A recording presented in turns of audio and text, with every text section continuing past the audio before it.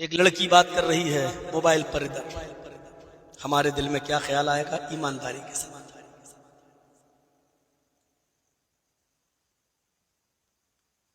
ہم گھر میں گھسے، میری اپنی بیٹی موبائل دیکھ رہی ہے، جیسے ہم گھسے اس نے موبائل بند کر دیا، ہمارے دل میں کیا خیال آئے گا؟ اب تو یہ ساری چیزیں ختم ہو چکی ہیں، کیونکہ ہر باپ کو معلوم ہے کہ میری بیٹی کے پاس موبائل ہے، بھائی کو بھی معلوم ہے میری بیٹی موبائل چلاتی ہے، بلکہ اسکول اور کالج جاتی ہے تو لے کر جاتی ہے۔ یہ بدگمانی، یہ دوسروں کے بارے میں، ہم اپنے گھر والوں کے بارے میں نہیں۔ میری بیٹی تو پاک صاف ہے کیونکہ وہ میری بیٹی ہے۔ میں جانتا ہوں تصور کرو، ہم نے معیار کسی کی پاک دامنی کا یہ سمجھ رکھا ہے میری بیٹی ہے تو پاک دامن ہے، میری بیٹی ہمیں رسوا نہیں ہونے دے۔ ہم نہیں جانا چاہتے موبائل کی خرافات، ورنہ آج مسلمانوں کی لڑکیاں، مسلم لڑکیاں ہمارے سماج اور سوسائٹی اور معاشرے کے اندر ٹک ٹاک پر ویڈیو بنا رہی ہے، اور ٹک ٹاک پر ویڈیو بنا کر باقاعدہ لوڈ کر رہی ہیں۔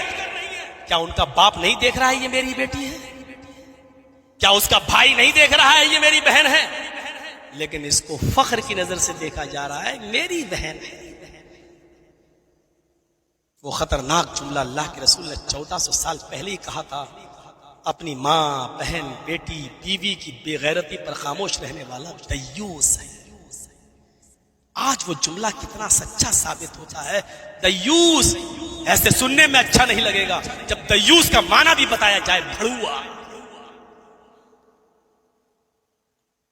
ٹک ٹاک پر ناچ رہی ہیں، ڈانس کر رہی ہیں، جن کے خوبصورت گالوں اور جن کے حسین و جمیل چہروں کو کبھی آسمان کی نگاہوں نے بھی نہیں دیکھا تھا، آج تمہاری مٹکتی ہوئی کمر، آج تمہارے جسم کا نشیب و فراز اور تمہارے جسموں پر پڑے ہوئے ٹائٹ کپڑوں سے تمہارے جسم کی نمائش، آج بگڑے ہوئے نوجوانوں کی آنکھوں کی ٹھنڈک بنی ہوئی ہے۔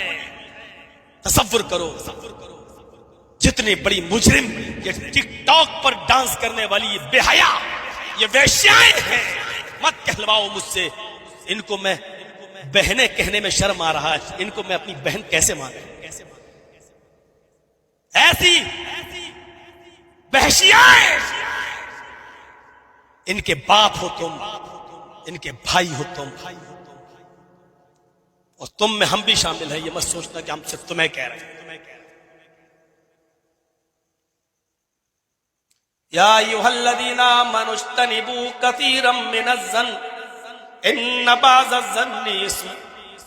ایمانوں والو، تم ایک دوسرے کے بارے میں زیادہ برے گمان کرنے سے بچو، اس لیے کہ بعض گمان انسان کو بڑا گناہگار بنا دیتے ہیں۔